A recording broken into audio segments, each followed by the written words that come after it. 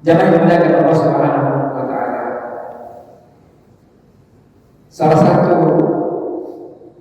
kelebihan dan keistimewaan Nabi kita dibanding Nabi yang lain, bahkan mungkin seluruh tokoh di dunia ini, jejak rekam kehidupan beliau itu tertulis dan terdata dengan rapi dan baik. Dan tidak ada bantahan. Karena itu kalau kita menyampaikan sirah tentang beliau, itu adalah berita, informasi, riwayat yang sahih. Karena sudah diteliti sedemikian rupa secara akademik, standar penulisan sejarah yang benar, yang baik, sehingga kita tidak boleh ragu, kecuali yang di dalam hatinya ada sakit, ada kebencian, akan mencari celah dan setiap lembaran-lembaran sirah Rasulullah SAW. Salah satu yang viral, mudah-mudahan segera diklarifikasi ya. Ada salah satu bupati yang mengatakan Nabi sombong, artinya terjadi perdebatan di antara ulama Indonesia. Dan hujah yang paling kuat adalah siapa yang mengatakan Nabi menyandarkan sifat yang tidak ada sifat itu pada Nabi, maka dia kafir. Maka dia keluar dari ajaran Islam. Maka tidak boleh kita disebutkan sesuatu yang itu tidak bagian daripada Rasulullah SAW. Termasuk kita katakan Nabi sombong. Nah, ini kita hati-hati. Bahkan dalam kitab-kitab fikih itu sengaja tidak sengaja itu sudah mencederai keimanan. Bahkan dikatakan kafir, dan lebih ekstrim lagi, ini pemahaman sunnah wal jamaah bisa dibunuh. Maka itu berarti Rasulullah SAW sebagai manusia yang agung memang perlu kita hati-hati untuk berbicara, apalagi sebagai tokoh publik, untuk mengatakan sesuatu yang tidak ada pada diri Nabi SAW. Jangan dikatakan Allah.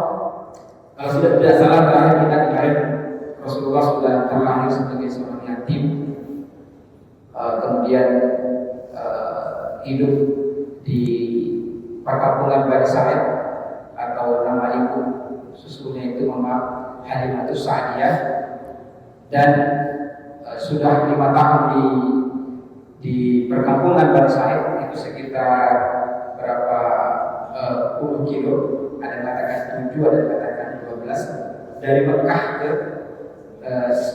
perkampungan Halimatus Sa'diyah, ya, perkampungan Halimatus Sa'diyah, namanya Bani Sa'id. Memang di tempat ini udara masih segar, kemudian lingkungannya juga masih bagus. Inilah yang menjadi landasan filosofis kenapa lingkungan pendidikan bagi anak itu penting. Terbukti dari perjalanan Nabi SAW. Kemudian insyaallah nanti materi kita mudah-mudahan terkejar waktunya sampai sebelum turun wahyu atau sebelum diangkat menjadi nabi. Artinya periode periodisasi, yakni sebelum kenabian atau perang nubuah, ya, sebelum Nabi diangkat oleh Allah Subhanahu wa Ta'ala sebagai Rasul. Pada peristiwa di kampung Bani Sa'id Rasulullah ada peristiwa yang ajaib. Kalau ini kita anggap sebagai mukjizat, ya memang, yakni pembelahan dada, ya, pembelahan dada Nabi. Jadi saat Nabi bermain-main dengan saudara-saudara atau anak-anak Halimatus Sa'diyah yang lain, itu dilihat oleh anak-anak dan saudara-saudaranya Rasulullah, saudara siswa anak-anak Sa'diyah dan teman-teman yang lain. Begitu lihat Muhammad kecil dijemput atau diambil oleh 2 malaikat, lalu dibaringkan, kemudian dibelah dadanya, Itulah anak sebaya dengan beliau itu lari. Ya Muhammad telah dibunuh. Muhammad telah dibunuh. Padahal itu adalah pembelahan dada. Cuma anak-anak tak mengerti.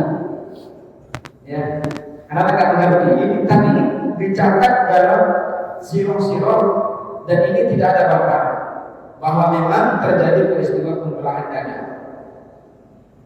Dan Nabi sendiri menceritakan itu. Ya, dikeluarkanlah hati Nabi, kemudian dibersihkan sambil malaikat mengatakan ini bagian setan atau mungkin bagian, intinya hati Nabi dibersihkan. Tapi kalangan orang yang rasional yang atau mungkin juga orientalis, ngapain susah-susah belah dada, cukup Allah kun fayakun bin salamin jadi bersih. Tapi Allah yang menunjukkan satu keajaiban, satu kemujizatan, peristiwa yang luar biasa yang ditunjukkan kepada manusia bahwa kehendak Allah itu ya kadang-kadang memang tidak menurut akal kita tidak masuk akal. Tapi itulah peristiwa yang terjadi, yakni pembelahan dada Nabi Sallallahu Alaihi Wasallam. Artinya sebagai kul inna ma'ana basyarun mithlukum, sebagai orang yang sama dengan kita secara fisik, Nabi juga dibersihkan hatinya. Nabi juga dibersihkan jiwa. Nah setelah itu Halimatus Sa'diyah khawatir. Kekhawatiran itulah yang membuat Halimatus Sa'diyah sebagai salah satu faktornya untuk segera mengembalikan Rasulullah SAW Muhammad kecil kepada sang ibunda, yakni Aminah.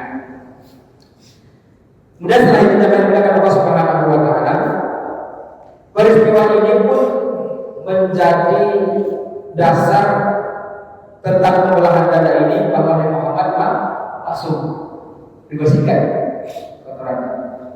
Ini juga menjadi dasar dan argumentasi kenapa Rasulullah dikatakan masuk. Karena memang setelah peristiwa ini tidak ada keburukan, celah, dosa, maksiat yang dilakukan Rasulullah. Karena itu kalau ada yang mengatakan Nabi pernah melakukan ini dan itu yang itu negatif, itu pasti berbeda dengan fakta dan sirah. Meskipun nanti beberapa sekitar sekali dua kali dalam sirah itu beliau sebagai manusiawinya mungkin masih muncul pernah hadir diajak oleh Tuhan di satu tempat yang itu ada semacam keramaian, saat itu entah pernikahan atau apa, ada keramaian dan ada permainan musik dan lain-lain di situ. Tapi sejak Nabi di situ tiba sampai selesai acara, Nabi nggak sadar, iya tadi apa ya? Karena telinga beliau ditutup, ya, pendengar beliau ditutup oleh Allah Subhanahu wa taala. Artinya tidak ada celah sedikit pun untuk mengatakan sesuatu yang negatif kepada karena Nabi Sallallahu Alaihi Wasallam itu maksud terjaga dari dosa. Ini keyakinan, ini akidah. Sehingga tidak boleh kita mengatakan sesuatu yang sekali lagi itu bertentangan dengan sifat kemaksuman Rasulullah Sallallahu Alaihi Wasallam. Nah kemudian setelah di pangkuan ibunda dikembalikan oleh Halimah ke Mekah ya, ke ibundanya, maka sudah hidup Nabi bersama ibunda tercinta dan tidak lama di dalam asuhan sang bunda tiba-tiba ini juga dua arah ya. Ibunda atau Aminah ini kangen dengan mau ziarah ke suami beliau Abdullah yang ada di Madinah. Dan begitu juga Nabi sudah mulai bertanya tentang ayah, tentang sang ayah yang memang tidak pernah dilihat, yang tidak pernah terlintas dalam pikiran beliau. Bagaimana fisiknya, bagaimana wajahnya. Maka beliau ingin sekali ziarah ke Madinah dan itu jauh. Padahal umur beliau saat itu masih 5 tahun, 6 tahun. 6 tahun itu kalau sekarang itu baru masuk SD kelas 1 atau kelas 2. Tapi kan fisik bangsa Arab, beda dengan visi kita. Dia kecil mungkin, tapi secara visi sudah mulai kuat. Kelas 2, kelas 1, kelas 2 SD. Maka izinlah pada sang kakek Abdul Muthalib bahwa mereka berdua mau ziarah ke Madinah, ingin menjenguk, ingin melihat kuburan sang ayah, ingin menjenguk suami daripada Aminah yang tercinta.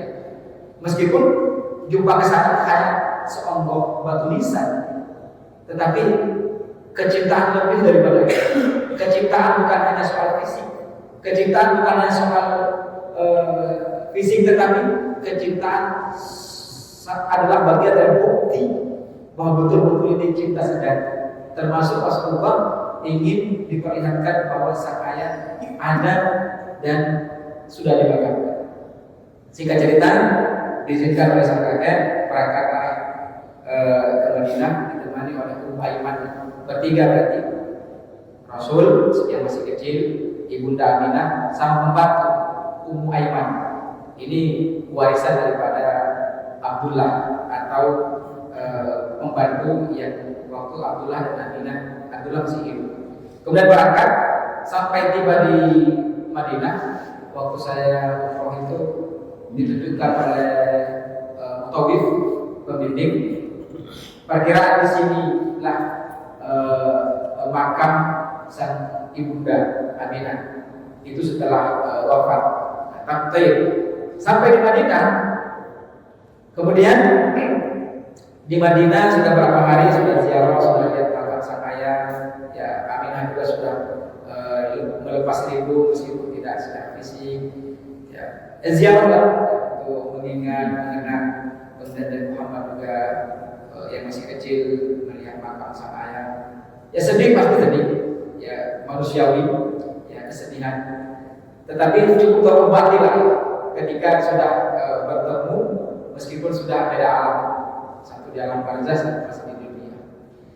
Singkat cerita, Nabi sudah bertemu paman-pamannya, kemudian keluarga-keluarga yang ada di Madinah dari suku Bani Najjar, ya, dan akhirnya pulang. Sudah saatnya pulang. Begitu mau pulang dalam perjalanan, nama tempatnya Abwa, Aminah jatuh sakit. Sakit bunda jatuh sakit. Tiba-tiba demam, kemudian menggigil, ya, kemudian harus istirahat, terbaring. Ya, dalam sirah dikatakan bahwa sang ibunda itu baring di paha mungil sang Muhammad kecil. Dalam keadaan sakit, kemudian sudah membiru, akhirnya tidak ada pertolongan. Ini hamparan padang pasir, tidak ada yang lewat, tidak ada pertolongan. Kalau mungkin sekarang mungkin bisa komunikasi, minta pertolongan darurat, segera datang ambulan dan seterusnya. Kalau zaman itu tak ada. Perjalanan sudah jauh dari Madinah ini Abwa, ya belum juga sempat, tapi sudah lumayan kan. Jatuh sakit. Kemudian di tengah gurun pasir itu, ya bebatuan itu, akhirnya sang Aminah mengembuskan nafas yang terakhir. Dan ini cuma bertiga. Dan struktur tanah yang di sana itu, jangan dimuliakan Allah, bukan pasir seperti yang di kita, keras bebatuan. Ini mau diapain jasad Aminah ini, sang ibunda itu? Pasti harus diganti kan? Sementara tanah kita masih mungil, Ummu Aiman juga sang perempuan. Tapi dengan jiwa yang kuat, dengan mental yang kuat. Ya.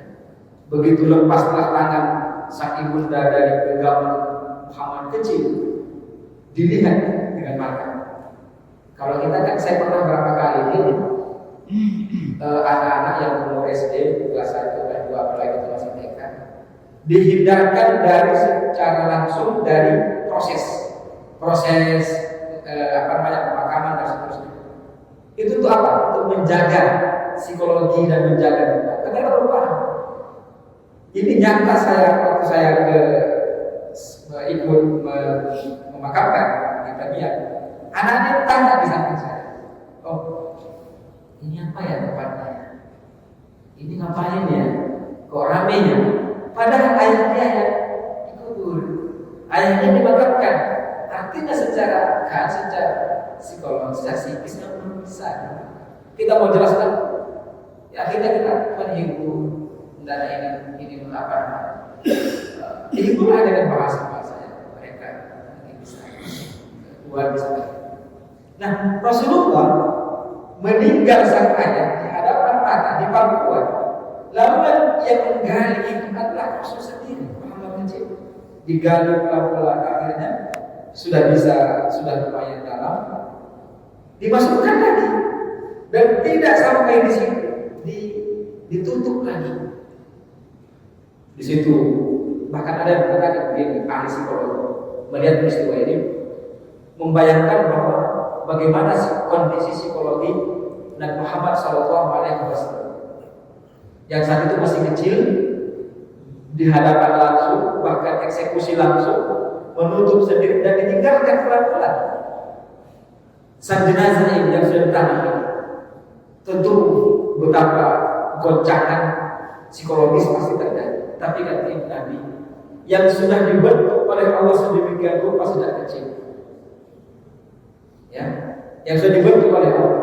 Nah, sebagai tambahan, kenapa sebagian besar bangsa Arab yang melakukan perjalanan ke Madinah atau ke Syam itu meninggal di perjalanan, termasuk Abdullah meninggal di Madinah. Kemudian Aminah ini sang ibunda juga meninggal di sekitar Madinah. Kenapa jemaah? Bukan karena fisik tidak kuat sebetulnya, tapi karena cuaca negara Arab itu memang ekstrim.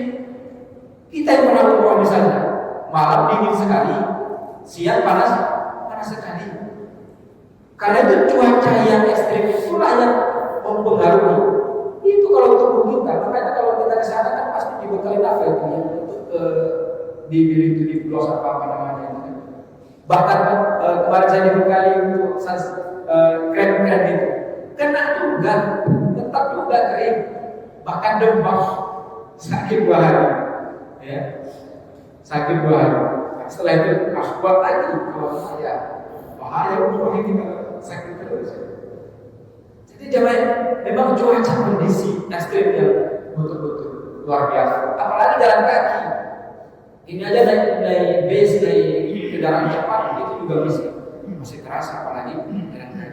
Nah itulah yang membuat kelebihan bangsa Arab yang luar biasa. Memang kuat mereka. Kalaupun ada yang diwafatkan, ya seperti itulah. Apalagi soal perempuan. Nah, bagian ini ditutup dengan hal yang romantis. Akhirnya tanah Madinah lah yang menyatukan cinta sejati. Abdullah dan Aminah menyatu dalam tanah Madinah meskipun ada jarak. Tapi akhirnya mereka, ayah Rasul, bunda Nabi itu bersatu dalam tanah Madinah yang diberkahi Allah Subhanahu wa Ta'ala. Itu hikmah romantisnya. Akhirnya Muhammad kecil harus pulang ke Mekah bersama Ummu Aiman, sang pembantu, sang perempuan.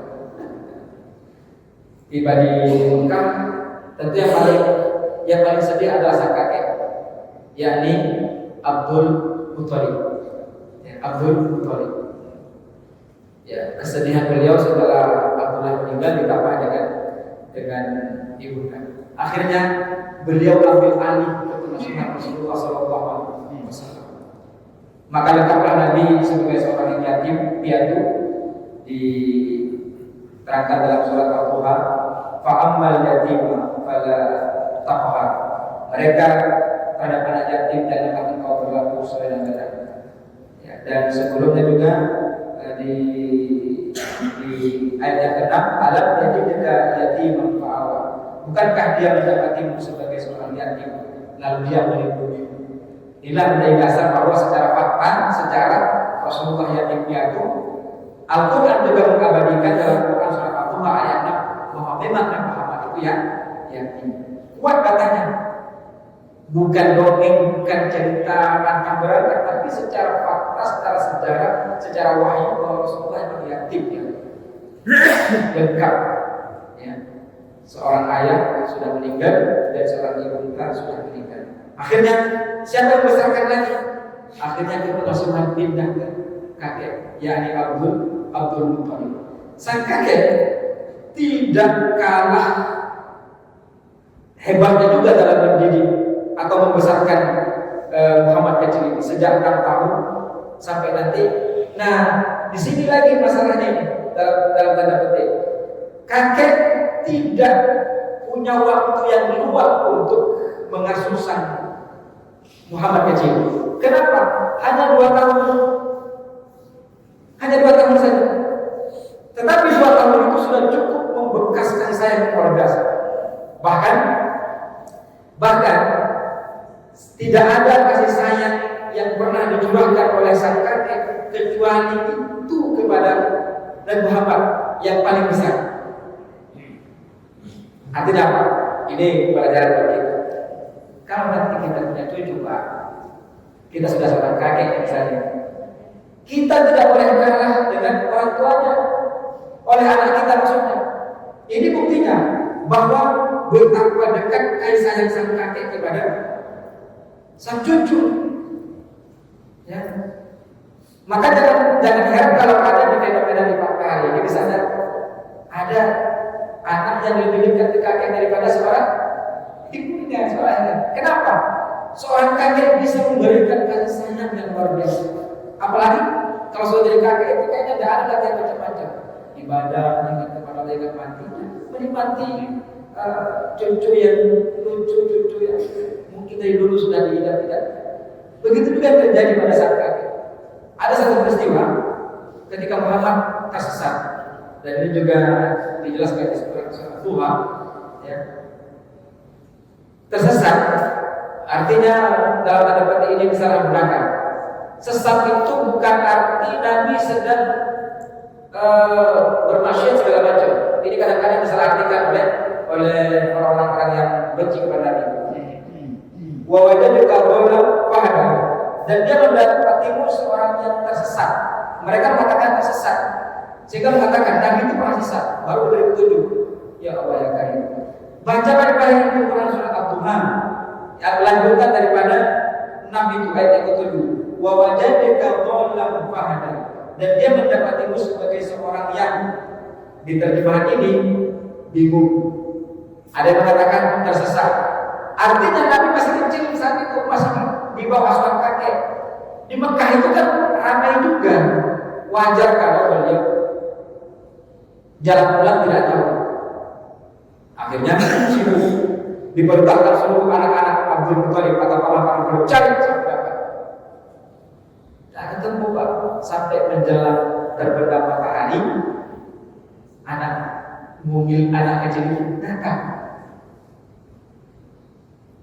Akhirnya kakek, masya Allah, yang awalnya khawatir, awalnya sedih, lalu senangnya luar biasa. Sehingga sang kakek Abdul Muthalib mengatakan begini, mulai hari ini engkau tidak boleh pergi dari hadapanku meski hanya satu kali pagi. Tahunnya Abdul luar biasa dari seorang kakek. Ya. Tapi pada akhirnya yang mengatakan Allah kasih sayang itu juga sebentar.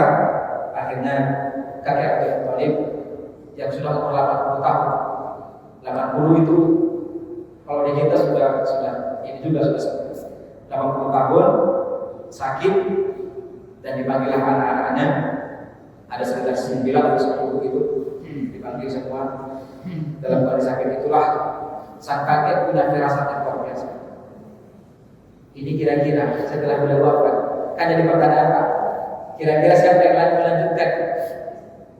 Ibu sudah nggak ada, kakek nanti nggak ada, lalu dia harus diasuh oleh siapa? Sementara secara manusia, secara fisik kita harus dibesarkan, harus dikasih makan, harus diberikan bimbingan. Maka firasat kakek yang luar biasa.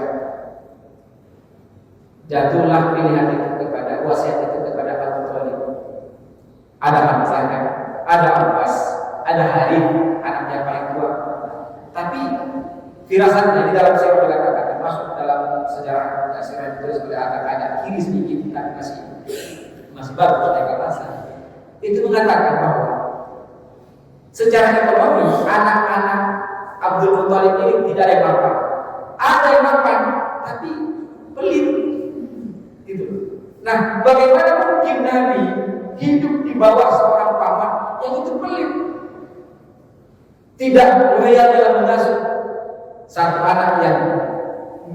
paman yang mirip dengan Abdullah dan mirip dengan Abdul Muthalib. Pilihan itulah yang jatuh kepada Abu Thalib. Maka kenapa tidak Abu Lahab? Apalagi Abu Lahab. Bayangkan kalau sejarah misalnya ini ternyata pilihan wasiat itu saya serahkan nanti Muhammad kepada Abu Lahab.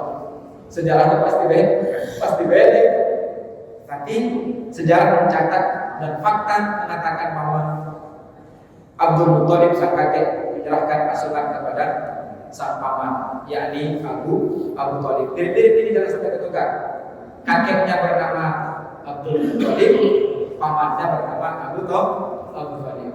Memang sama-sama ada Thalibnya. Bedanya satunya Abdul Muthalib, satunya Abu Thalib, atau ayahnya Ali bin Abi Thalib.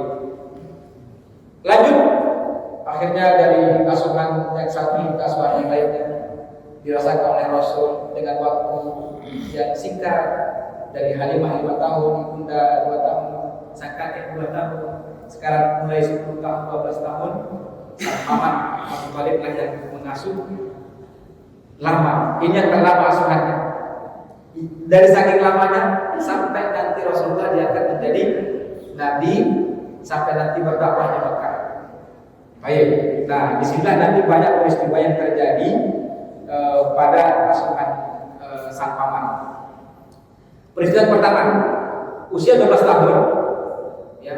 Abu Thalib ini sebetulnya gak kaya, ekonominya pas-pasan juga.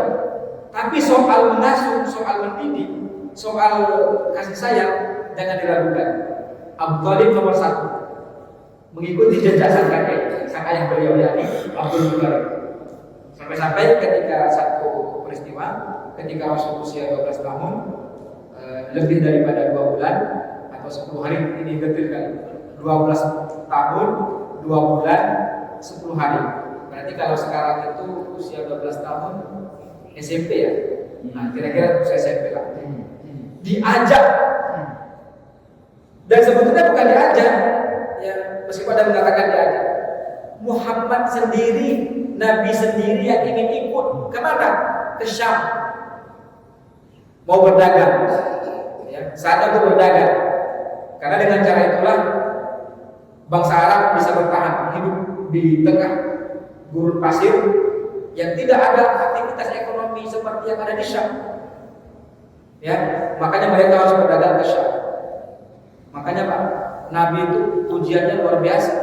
Selain beliau diuji dengan yang seperti tadi itu, juga kehidupan bangsa Arab yang sedemikian susah sebetulnya. Tapi kan itu pembentukan sebagai seorang nabi, ya. Makanya anak tidak boleh terlalu dimanjakan apa adanya. Anak tidak boleh terlalu menerima apa adanya. Ya, apalagi dengan kondisi yang Indonesia ini baru saja ditimpa musibah, yakni pertama lembaga pendidikan Islam yang di pesantren di Sidoarjo. Jadi bulan-bulanan kan, bahkan itu dikatakan konspirasi. Konspirasinya apa? Tidak boleh atau mengkhawatirkan atau menakutkan orang agar jangan sampai masuk ke pesantren. Saya malah sebaliknya. Saya harus jadi orang tua yang kuat. Anak saya di Pekanbaru, di Tapak. Yang pertama juga di Tahfiz. Harus kuat. Apa kekuatan orang tua yang di Sidoarjo? Ketika dia mau diberikan santunan per jiwa sebagai bagian daripada tanggung jawab, orang tua sadar ini gak ada apa-apanya materi, sehingga mereka mengatakan bukan itu yang kami harapkan. Kami gak mau ada balasan materi. Yang kami harapkan ridho Allah. Yang kami harapkan berkah. Mudah-mudahan anak-anak kami syahid. Mereka mungkin yakin dengan wala taqulu lima yuqtalu fi sabilillah amwat bal ahya walakin la tashkurun. Orang yang meninggal di jalan Allah, termasuk orang yang menuntut ilmu di pesantren, itu bukan mati, bal ahya walakin la tashkurun. Kita enggak sadar mereka hidup di sisi Allah Subhanahu wa taala. Nah itu ya. Nah ini kalau kita kaitkan dengan konteks kekuatan seorang tua, orang tua dan anak dalam memilih lembaga dan itu bagian daripada pembentukan karakter atau mental. Nah, singkatnya berangkatlah rombongan ini ke Syam. Perjalanan jauh ya. Kalau tadi hanya ke Madinah, kalau ini dua dilewati. Ini Mekah, tempatnya Rasulullah. Ini Madinah, ini Syam. Tiga tempat, kalau sekarang 3 negara berarti. Ya, 3 kota, Mekah, Madinah, Syam. Jaraknya itu kurang lebih ada mengatakan 1.200 km. Karena ke Madinah itu kita ukur kalau kita lihat juga map itu sekitar 500-600 km. Nah ke Madinah ke Syam tembus 1.000 km. Perjalanan kalau jalan kaki atau naik atau dengan onta itu kurang lebih 1 bulan atau 1 bulan setengah. Luar biasa perjalanan. Nabi ikut. Saya bayangkan kekuatan beliau luar biasa. Jalan kaki nanti. Ya. Nah sampai di Syam, singkat cerita sampai di Syam. Ya. Syam itu sekarang ada 4: Jordan, Lebanon, Suriah, Palestina. Itu Syam. Ya dulu namanya satu aja Syam, negaranya satu. Sekarang pecah menjadi 4 negara. Palestina yang alhamdulillah sudah menyatakan merdeka, kemudian Suriah yang sekarang juga masih belum selesai urusannya, Lebanon dan Jordan. Kalau Jordan ini Ashabul Kahfi. Ya kalau kita berkunjung sana di Jordan itu Ashabul Kahfi. Ini negeri yang memang diberkahi. Maka nanti tumpuan Nabi nanti ke Israel. Nah, sampai di sana, sampai di Syam, bertemulah dengan salah satu pendeta atau biarawan. Kalau ini orang yang paham dengan ahli kitab, orang yang paham dengan kitab. Begitu Nabi dan rombongan Abu Thalib di suatu tempat, dijumpai oleh pendeta. Nama pendetanya pendeta Bahir. Dilihatnya anak kecil. Siapa ini? Anak saya, kata Abu Thalib. Nah, kamu bohong nih. Nah, anak saya. Anak ini usia seperti ini sudah tak punya ayah. Kamu bohong. Karena dipaksa oleh pendeta dan mati kutu kan? Karena dia bukan anaknya. Dan Abu Thalib tak bohong sebetulnya. Karena di bangsa Arab itu bapak, baik itu bapak maupun pemangkat itu seperti bapak kandung. Makanya ini menjadi penafsiran Ahlussunnah wal Jamaah ketika beliau ditanya, di manakah bapakmu? Ya, Aba Finar, Abi Finar, bapak saya di neraka. Nah, ini terjadi perdebatan sengit. Bapak yang dimaksud oleh Nabi itu bapak kandung atau bapak yang mana? Bisa Abu Thalib, bisa Abu Lahab. Abu Lahab tidak dikatakan bapak lah karena tidak pernah langsung. Kemungkinan ini menurut penjelasan perdebatan yang sengit ya di antara adalah Abu Thalib, karena jelas Abu Thalib itu di neraka meskipun nanti ada keringanan. Tapi kalau dikatakan bapak Nabi yakni Abdullah, nah ini Ahlussunnah wal Jamaah menjelaskan dengan baik ya, bahwa Aba yang situ adalah Aba Abu Thalib, bukan Aba yang kandung beliau ya. Allah Akbar. Kita tidak masuk. Nah, sehingga ketika dikatakan ya anak ini sudah tidak ada ayahnya, sudah tidak ada ibu. Akhirnya pendeta ini memegang sampai nanti ada ketahuan kelihatan tanda kenabian beliau, khatamul anbiya. Apa kata pendeta Bahir? Kata pendeta, jangan lama-lama di sini, jangan bawa jauh-jauh. Saya khawatir dengan keselamatannya. Jangan sampai orang Yahudi tahu. Yahudi yang paling mencari ciri-ciri orang yang disebutkan dalam kitab mereka. Oleh karena itu kan waktu beliau lahir aja sudah dicari gitu kan. Karena menurut informasi dari mereka sudah nampak, sudah harusnya muncul Nabi terakhir itu. Cuma mereka nggak tahu, nggak dapat di mana. Sampai dicari ke Mekah, alhamdulillah. Ini sudah depan mata ini. Ingat Pak, Syam itu tempatnya Yahudi dan Nasrani. Syam itu. Nah pada akhirnya setelah mendapatkan peringatan warning seperti Abu Thalib juga khawatir dengan keselamatan sang anak. Ya, akhirnya tidak lama setelah itu ya bergegas setelah selesai semua proses perdagangan, perniagaan, akhirnya balik ke Mekah. Disitulah Abu Thalib sudah mulai rasa-rasa dengan isyarat-isyarat tadi bahwa ini bukan orang sembarang, ini bukan anak yang sembarang. Ya, dengan pernyataan dari pendeta Bahira tadi bahwa beliau ini adalah orang yang akan menjadi pemimpin. Ini adalah orang yang dijanjikan, adalah seorang nabi yang disebutkan di dalam kitab orang Yahudi dan Nasrani, Injil maupun Taurat. Tapi ya mereka entah dari mana atau tidak, yang jelas pendeta Bahira jujur, jadi nggak bisa dibantah. Terekam dalam sejarah, ada riwayatnya, ada kisahnya bahwa pendeta yang jujur seperti itu mengatakan. Kenapa jujur? Ini pendeta masih bagus nih. Ya pihak pendeta Bahira ini kenapa tidak dilaporkan, tidak diinformasikan, bahkan menyarankan agar dibawa pulang. Jadi berarti masih pendeta yang bagus. Ya. Coba supaya diberitahu Allah Subhanahu wa Ta'ala, supaya ada waktu untuk diskusi atau tanya jawab sebelum syuruk. Karena syuruk semakin cepat kalau tidak salah jam 6 sudah syuruk. Sehingga materi kita mungkin sampai di sini, belum sampai kepada pernikahan, ya, kemudian masa menggembala dan seterusnya. Yang terakhir barangkali sebagai penutup, bahwa ketika Nabi sudah pulang ke Mekah, sudah bersama paman, beliau bekerja nanti menggembala kambing.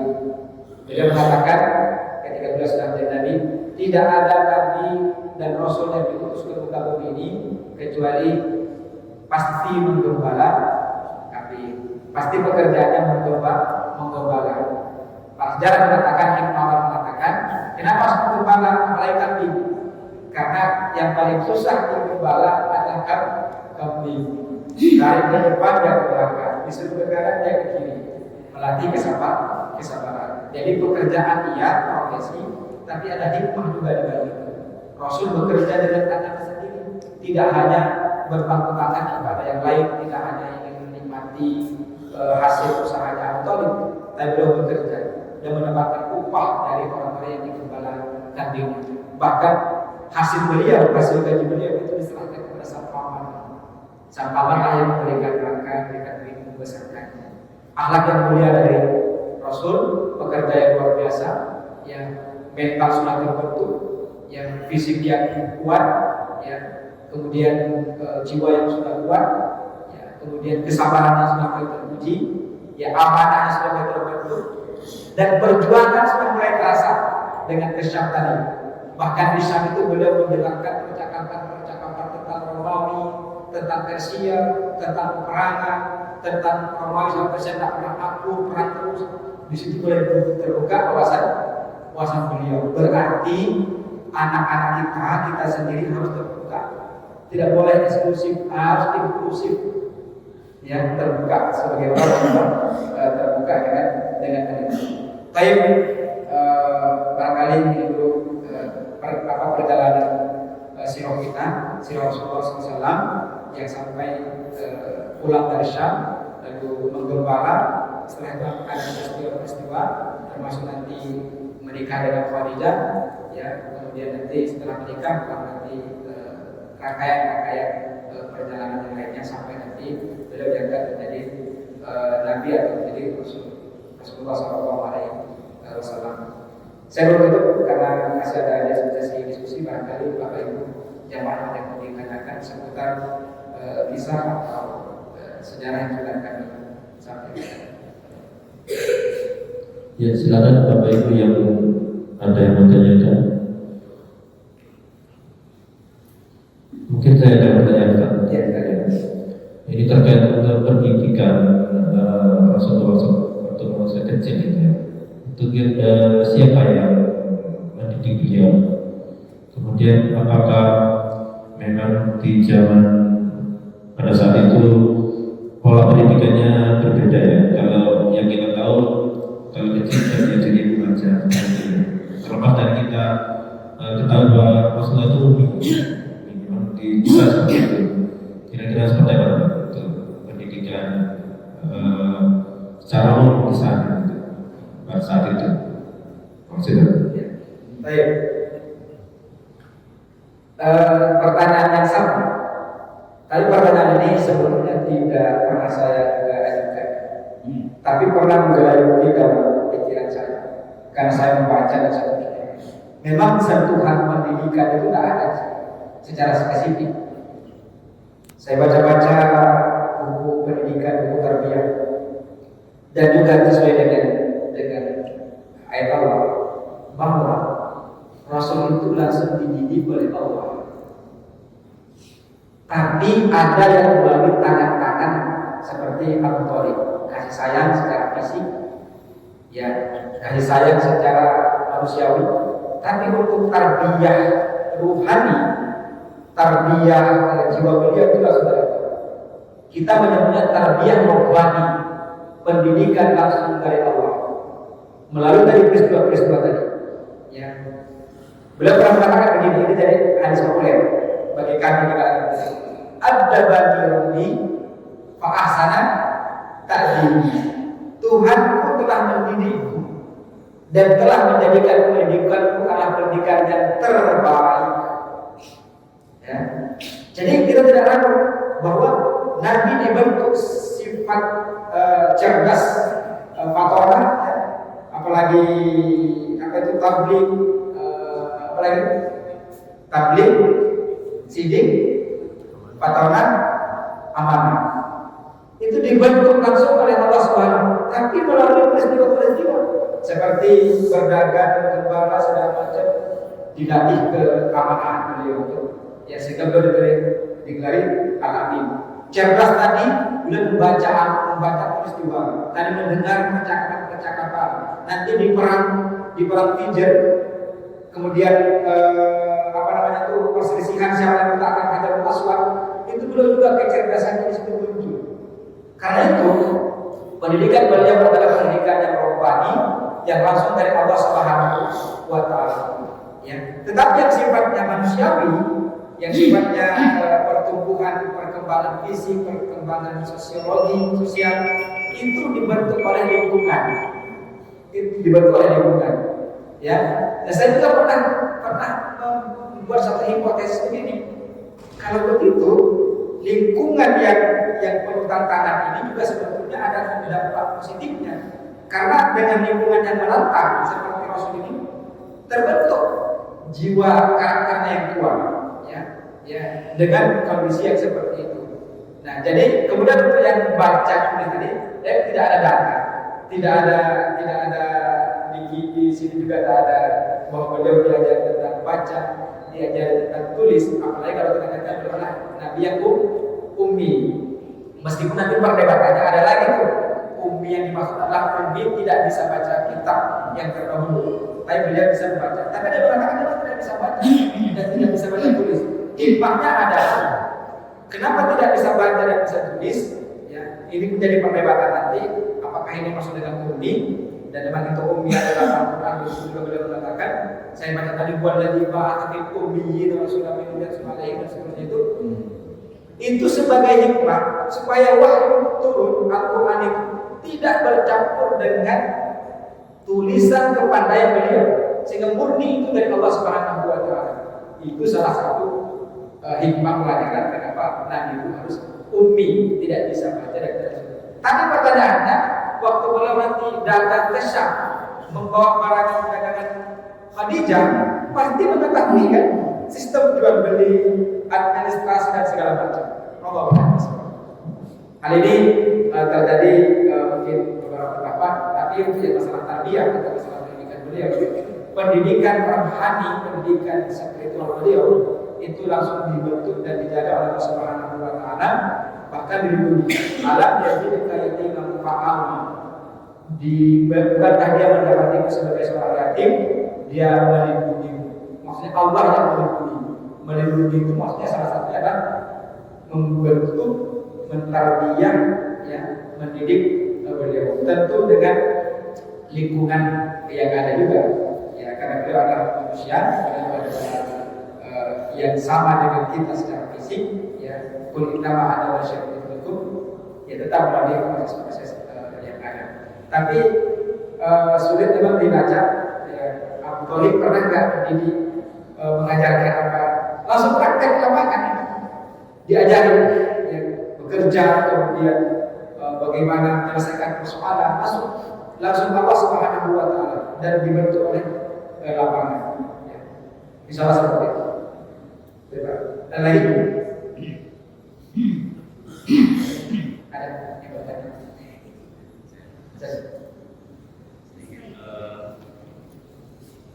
Ibu ada?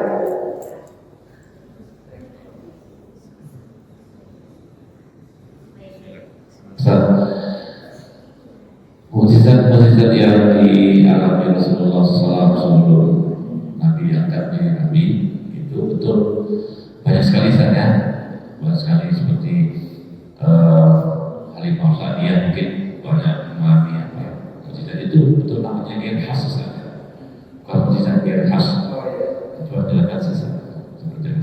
Iya. Terima kasih semuanya. Mukjizat dengan ilhas. Sebetulnya mukjizat ini dinisbatkan kepada Nabi dan Rasul, tidak ada kepada yang lain. Tapi klasifikasi mukjizat ini itu seperti apa? Mukjizat itu kekhususan yang diberikan kepada Nabi, satu peristiwa yang di luar nalar, di luar logika. Itu mukjizat yang bertentangan dengan logika. Misalnya Nabi Musa dengan tongkat, Nabi Ibrahim dengan tidak terbakar. Nabi Muhammad ada menyebut mukjizatnya Quran yang itulah mukjizat yang terbesar. Tapi peristiwa-peristiwa yang lain kita masih baru beliau beberapa tahun ya. Kita tadi baru membahas belah dada. Belah dada itu ada mengatakan mukjizat. Kenapa? Sesuatu yang di luar logika. Tapi karena itu belum diangkat menjadi nabi, mungkin beda pendapatnya. Kalau memang mukjizat itu diberikan kepada setelah diangkat menjadi nabi, maka ini bukan kategori mukjizat. Tapi itu khas tadi, ya, sesuatu yang diberikan oleh Allah Subhanahu wa Ta'ala, ya, kemudian dan itu di luar nalar logika. Sains tidak mungkin membuktikan, ya, bahwa memverifikasi. Kadang-kadang saya berdebat itu, apa buktinya nabi di bulan dadanya? Ya, mau bukti baca aja sih loh. Enggak, harus diteliti di lab, di laboratorium, harus dipraktek saya. Ya, tak bisa. Tak bisa diteliti pengirikan itu bukan anak saya. Apalagi peristiwanya sudah terjadi. Cukup kita imani, kita percaya. Nah, tidak apa-apa. Itu mau dikatakan ilhas atau kemudian, tapi substansinya peristiwa itulah peristiwa yang luar biasa, yang tidak mampu dinalar oleh logika atau akal kita karena terbatas. Dan itu kehendak Allah Subhanahu wa Ta'ala, ya, ketentuan Allah Subhanahu wa Ta'ala untuk terjadinya. Termasuk nanti dalam perjalanan itu kan nanti akan kesyak.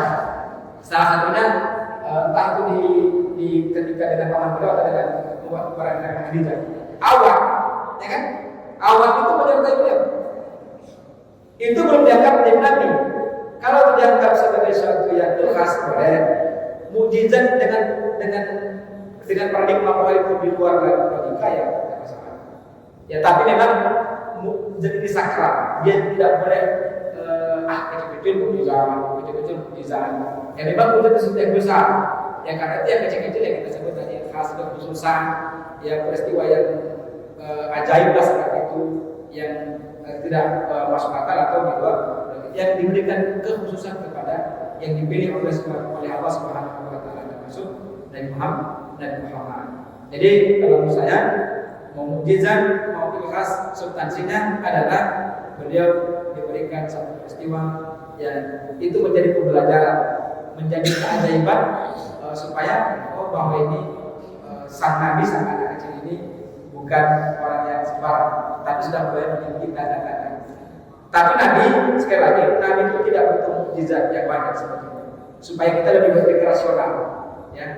Makanya Nabi itu nggak ada kan tongkat, apa itu lagi yang terlalu dianggap mistik lah nanti. Meskipun tidak mistik, mistik itu hanya istilah orang-orang yang nggak mau bilang mukjizat. Nah, Nabi Muhammad, insya Allah nggak ada yang aneh-aneh kan, kecuali nanti ada peristiwa Isra Mi'raj. Nah, itu juga disebut sebagai mukjizat karena di luar pengetahuan umum dan di luar logika juga. Ya. Nah, tapi itu sebagai tanda, salah satu senjata untuk agar orang kafir, orang Yahudi dan Nasrani terbuka ke mereka kebenaran. Ya, meskipun tentu dalam surat Al-Imran itu Yahudi minta agar diberikan ini, mampu tak kamu ini dan seterusnya.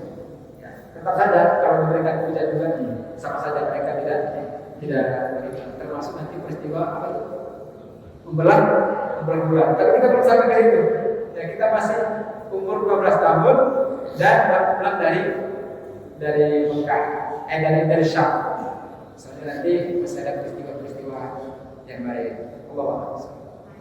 Cukup kalau sudah jam 6, dan sudah syukur, kita cukupkan kajian kita, sirah kita, dan mudah-mudahan peristiwa demi peristiwa yang kita pelajari tadi memberikan hikmah dan pelajaran buat kita dan semakin cinta kepada Rasulullah SAW, yang bahwa beliau sudah berjuang sejak mulai kecil, sudah mulai sejak balita, dan mudah-mudahan kita senantiasa menjadi umatnya yang senantiasa bersolawat, kemudian insyaallah diberikan syafaatnya. Amin ya rabbal alamin. Demikian apa yang dapat kita sampaikan, mudah bermanfaat.